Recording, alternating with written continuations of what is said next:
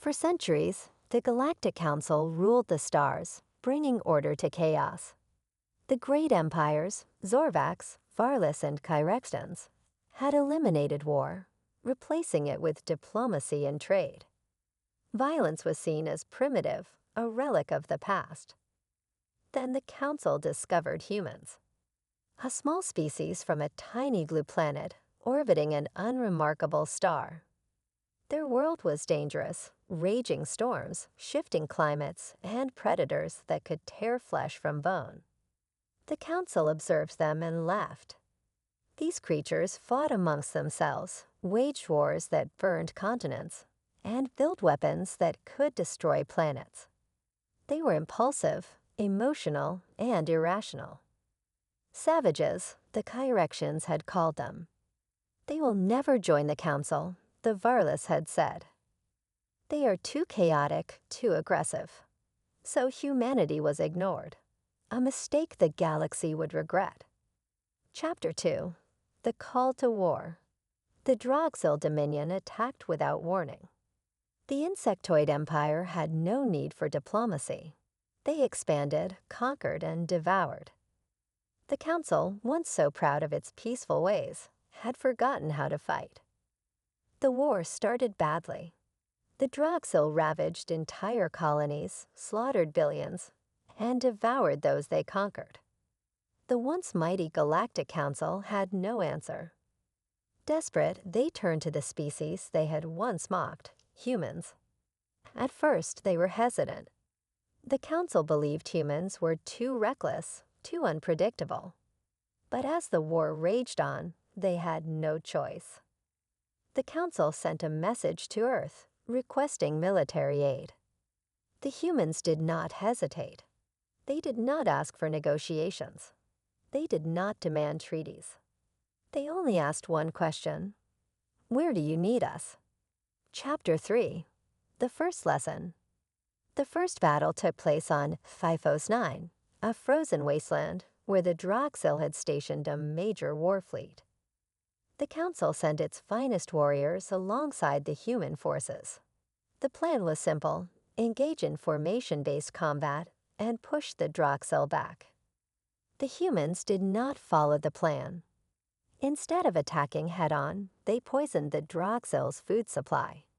They launched stealth attacks at night, slaughtering enemy commanders in their sleep.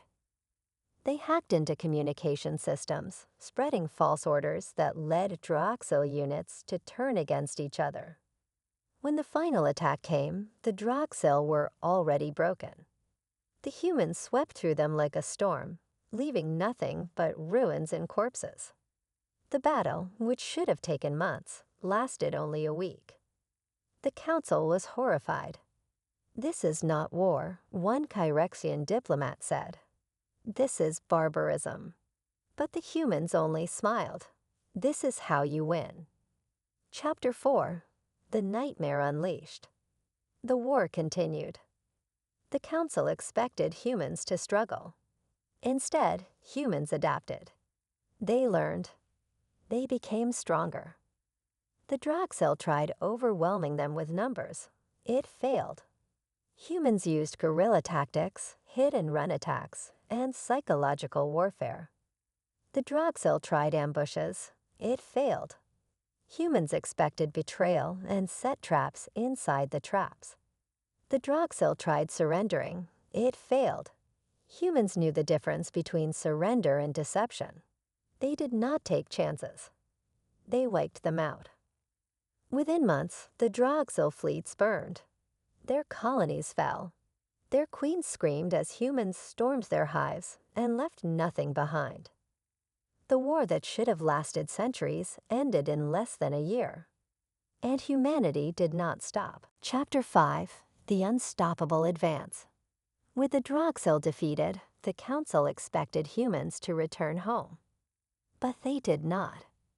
They had seen weakness in the galaxy. They had seen that the Council was not made of warriors, but of cowards hiding behind peace treaties. And they had no intention of leaving the galaxy in the hands of cowards. The first to fall were the Varlis. Humans hacked their financial systems, collapsing their economy overnight. Their military surrendered without a single battle. The Zorvacs resisted. They were strong, powerful warriors. But they fought with honor. Humans did not. The Zorvik fleets were lured into an asteroid field, where human forces ambushed them with EMP bombs and railgun fire. Within a week, the once mighty Zorvacs were reduced to scattered warbands. The Kyrexians, they relied on logic and strategy. They believed humans were unpredictable, illogical. They were wrong. Humans understood logic, but they also understood fear. They released virus programs into Kyrexian AI systems, corrupting their entire cyber network. Kyrexian battlecruisers turned on each other. AI-driven cities collapsed into darkness. Within a year, the great Kyrexian intelligence was nothing but a ghost of the past. Chapter 6. The Council's Last Stand. The remaining council members gathered in secret, whispering in fear. "This is not war," a Varlus diplomat trembled. "This is extermination," a Zorvac general growled. "We must negotiate," a Kyrexian scholar pleaded. But there was no one left to negotiate with. The humans had sent their message. This galaxy belongs to us now. The council tried to flee. They abandoned their homeworlds, scattering into the dark corners of space. It did not matter. The humans hunted them down, one by one. Not out of hatred, not out of revenge, but because humans understood a simple truth. A defeated enemy is still an enemy. Chapter 7. The Age of Warlords. A century passed. There were no more councils, no more great empires. There was only humanity. The species that had once been ignored had become the galaxy's rulers. Some called them tyrants. Some called them saviors. But all called them warlords. And as the last remnants of the old galaxy faded into legend, one truth remained. The galaxy had never known true war until it met humanity. And now, war was all it would ever know. The end.